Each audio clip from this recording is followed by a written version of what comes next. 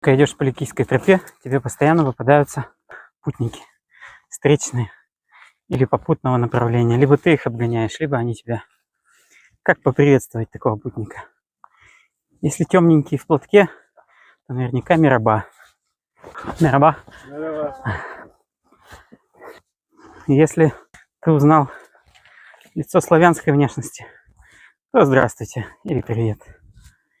Ну а если это сухонькая татуированная бабушка, то наверняка это будет hello или bonjour. Hi. Hello. Merhaba. Hello.